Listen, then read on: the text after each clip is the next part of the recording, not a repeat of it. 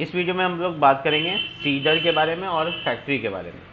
देखिए, कई बार ऐसा होता है कि प्रोजेक्ट को जब हम लोग बना लेते हैं, जैसे अभी हम लोगों ने रिजल्ट मैनेजमेंट सिस्टम बना लिया है, बट हमारे पास 3 रिकॉर्ड्स हैं। यहाँ पे 3 रिकॉर्ड होने की वजह से हम लोग इसमें कुछ खास वैल्यू ऐड नहीं कर पाते हैं कि मतलब हम ऐसा नहीं सोच पाते हैं कि इसमें 1 लाख डेटा होता तो कैसा दिखता, ये 1 करोड़ डेटा होता तो कैसा दिखता, या टेस्टिंग वैल्यू से हम इसमें बहुत ज़्यादा डेटा फीड नहीं कर पाते, क्योंकि हमेशा प्रोग्रामर है ना, डेटा इंसर्ट करने से भागते हैं मैनुअली। प्रोग्रामर की एक नेचर में ये है। लेकिन ऐसा करना नहीं चाहिए। कुछ डमी डेटा डालने से क्या होता है, प्रोजेक्ट समझ में आता है। लेकिन मुझे लगता है कि यहाँ पर हम लोग डेटा अगर डालने का कोई मशीन हो जाए, ठीक है, जिससे डेटा बहुत सारे इसमें इंसर्ट कर सके, तो फिर ये प्रोजेक्ट आसान हो जाएगा। तो इसके लिए हम लोगों को क्या करना चाहिए, इसके लिए हम लोगों को सीडर और फैक्ट्री फीचर सीखना चाहिए, जो कि लैरावेल के पास पहले से बना बनाया हुआ फीचर है। सीडर और फैक्ट्री का खास पर्पस ये है कि अपने एप्लीकेशन को प्रोग्रामर अपने से खुद से ही टेस्ट कर सके कि उसका एप्लीकेशन कैसा काम कर रहा है। तो चलिए सबसे पहले सीखते हैं कि सीडर कैसे बनाते हैं, और सीडर के बाद सीखेंगे कि सीडर से फैक्ट्री कैसे बनाते हैं। तो सबसे सिंपल टर्म है, आप ऐसे समझें कि यहाँ पर डॉक्यूमेंटेशन का पेज है लैरावेल का। आप होम पेज पे आ जाएंगे तो यहाँ डॉक्यूमेंटेशन लिंक मिल जाएगा आपको। डॉक्यूमेंटेशन लिंक के पास यहाँ पर आपको मिलेगा डेटाबेस। डेटाबेस पे जब आप क्लिक करेंगे तो आपको सीडिंग यहाँ पे दिखेगा, सीडिंग। तो सीडिंग पे क्लिक करेंगे तो आपको सीडर के बारे में बताया जाएगा कि डेटाबेस में सीडर की मदद से हम बहुत सारे डेटा को इंसर्ट कर सकते हैं कुछ ही मिनट में, कुछ ही सेकंड में। तो इसको बनाते कैसे, सबसे पहले ये सीखेंगे कि सीडर बनाते कैसे। तो सीडर बनाने के लिए आपको लिखना होगा PHP आर्टिशन मेक सीडर और फिर सीडर का नाम। जैसे कि आप मॉडल बनाते हैं, जैसे आप कंट्रोल बनाते हैं, वैसे सीडर भी बना सकते हैं। इसके अलावा उस सीडर में आपको करना क्या है, तो उस सीडर में आपको यहाँ पर डेटा इंसर्ट करने के लिए आपको इस तरीके का रिकॉर्ड्स इंसर्ट करने के लिए इस तरीके का आपको वो होना चाहिए, डेटा होना चाहिए, ठीक है। तो सीडर जब भी आप चलाएंगे तो एक डेटा इंसर्ट हो जाएगा, आपको रिकॉर्ड इंसर्ट कराने की फॉर्म से ज़रूरत नहीं पड़ेगी।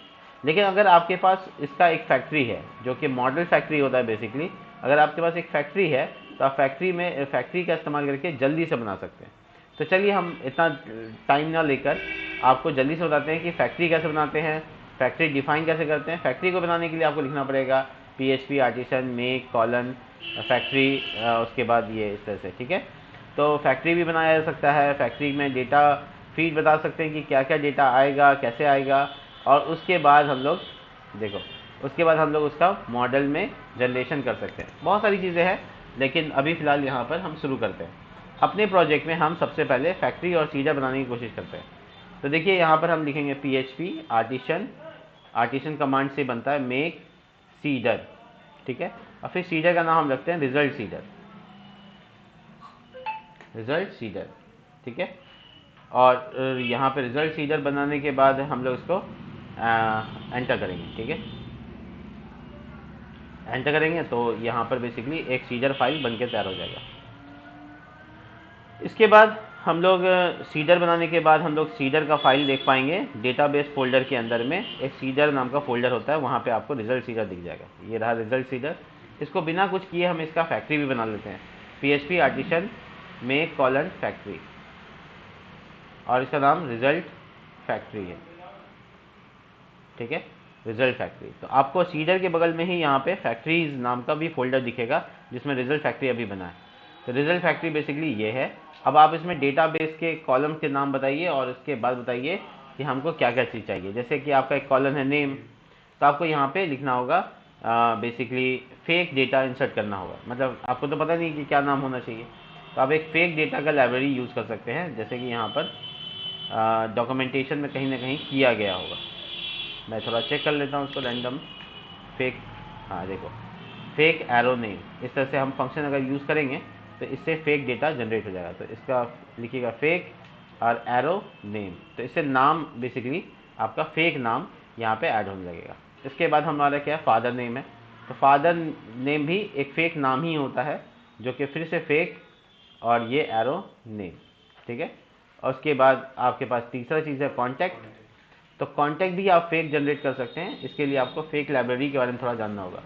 फेकर बोलते हैं, एक लाइब्रेरी है जिसके अंदर में सभी चीज़ फेक बना सकते हैं, जैसे कि नाम, ईमेल, कॉन्टैक्ट, मोबाइल नंबर वगैरह वगैरह, सारी चीज़ें हम लोग फेक जनरेट कर सकते हैं। तो क्या क्या चीज़ फेक अवेलेबल है, वो थोड़ा हमको देखना पड़ेगा। यहाँ पर मैं इसके वेबसाइट पे जाता हूँ, थोड़ा सा मेहनत करना पड़ रहा है। यहाँ पे आपको फॉर्मेट पता करना होगा कि फेक क्या क्या चीज़ बन सकता है। तो इस जगह पर फ़िलहाल के लिए एक फ़ेक नाम जनरेट करना है, बहुत इंपॉर्टेंट है। ISBN, यहाँ पर देखिए फेक प्राइस वगैरह सेट है। ये फॉर्मेटर में जाइए तो सब कुछ मिल जाएगा। यहाँ पर देखिएगा नंबर्स एंड स्ट्रिंग्स लिखा हुआ है। इसमें आप random number, random number, random number, random float, random between, इस तरह से मुझे लगता है कि सर्च कर लेना सही रहेगा। Contact, phone number, sorry phone, हाँ ये रहेगा। एक फेक कॉन्टैक्ट नंबर भी हम लोग अवेलेबल कर सकते हैं, ये इस तरह से अवेलेबल है। तो हम लोग इसको यूज़ करेंगे इस तरह से, फेक, ठीक है, एरो फ़ोन नंबर। तो इससे फ़ोन नंबर फेक आ जाएगा। और उसके बाद स्कूल नेम और उसके बाद स्कूल नेम भी फेक अवेलेबल हो जाएगा बेसिकली। हाँ, फेक नेम जो है वो हम लोग यहाँ से अवेलेबल कर लेंगे। तो स्कूल का नाम कंपनी का नाम के बराबर होगा, तो हम लोग कंपनी को ही यूज़ कर लेंगे। मतलब आपको दिमाग लगाना पड़ेगा, ये सब चीज़ तो अवेलेबल नहीं होता है। उसी तरह से मैथ्स है। अब आपको मैथ्स में बताना है कि इस नंबर से इस नंबर के बीच में आपको, तो इसमें आता है नंबर बिटवीन। फॉर्मेटर में जाते हैं और ये नंबर्स स्ट्रिंग में जाते हैं। देखो रैंडम नंबर नहीं, नंबर बिटवीन निकालना पड़ेगा आपको कि इस नंबर से इस नंबर के बीच में हो। तो ये नंबर बिटवीन को यूज़ कर सकते हैं। हम लिखेंगे फेक और ये लिखेंगे नंबर बिटवीन, और यहाँ पे बता देंगे कि देखो 30 से लेकर 100 तक के बीच में कोई भी नंबर ले लो। तो इससे क्या होगा कि मेरा फेक जनरेट होने लगेगा। साइंस में भी सेम, SST में भी सेम, हिंदी में भी सेम और इंग्लिश में भी सेम, ठीक है। तो इस तरीके का सारे सब्जेक्ट का डेटा फेक आएगा, ठीक है। तो ये मेरा फैक्ट्री तैयार हो गया। ये फेक फैक्ट्री है जो डमी डेटा बनाएगा। इस फैक्ट्री को यहाँ पर हम लोग इस्टेब्लिश करेंगे, यहाँ पर देखो रिज़ल्ट सीडर में। और ये फैक्ट्री को हम लोग यूज़ करेंगे एज अ डमी डेटा, ठीक है। तो इसके लिए सीडर पेज पे जाते हैं और यहाँ देखो इस तरीके से फैक्ट्री बताना होगा आपको यहाँ रन फंक्शन के अंदर। यहाँ पे तो आपका मॉडल पहले इंपोर्ट होना चाहिए। तो use app slash model slash और उसमें आपको नाम होना चाहिए रिजल्ट्स, ठीक है। तो ये आपका मॉडल है, रिजल्ट्स नहीं, रिजल्ट है सिर्फ।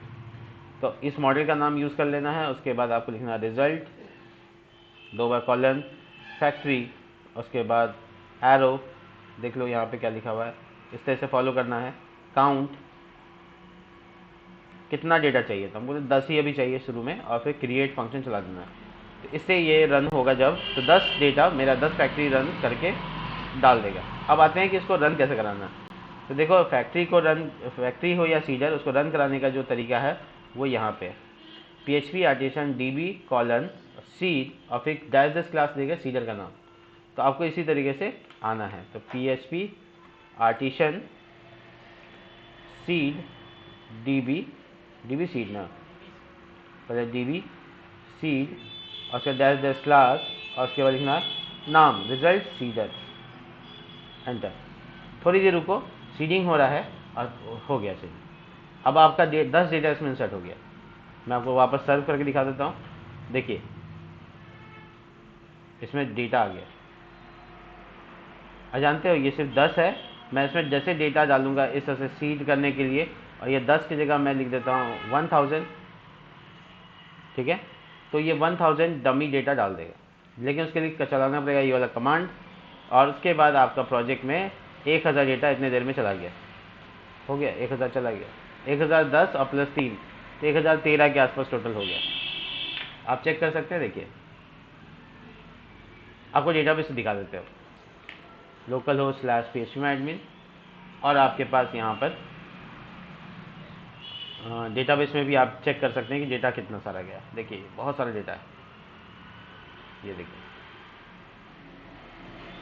ठीक है। तो 2-4 डेटा से डिलीट हुआ था, बाकी देखिए 16 है, 3 डिलीट हुआ है, 13 तक है। तो यहाँ पे अगर आप चेक करेंगे RMS डेटाबेस को माफ़ कीजिएगा, रिजल्ट, और ये देखिए टोटल 1013 डेटा। 10 एक बार डाल देते, 3 पहले से था और 1000 बाद में डाल देते, टोटल मिला के 1013 हो गया। 1013 डेटा डाल के आप टेस्ट नहीं कर सकते, लेकिन हम देखिए सबका डिवीज़न परसेंटेज सब आ गया। ठीक है। तो आपको जो 11 11 12 13 लिखते हैं, राम रामा, है ना, कुछ भी लिखते हैं ABCD, उससे अब बच गए।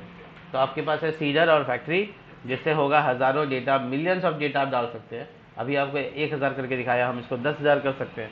और उतनी डेटा डालने के बाद आपकी एक्चुअल कैपेसिटी का पता चलेगा कि आपका प्रोजेक्ट कैसे परफॉर्म कर रहा है। ठीक है, मिलते हैं नेक्स्ट वीडियो में, तब तक के लिए बाय।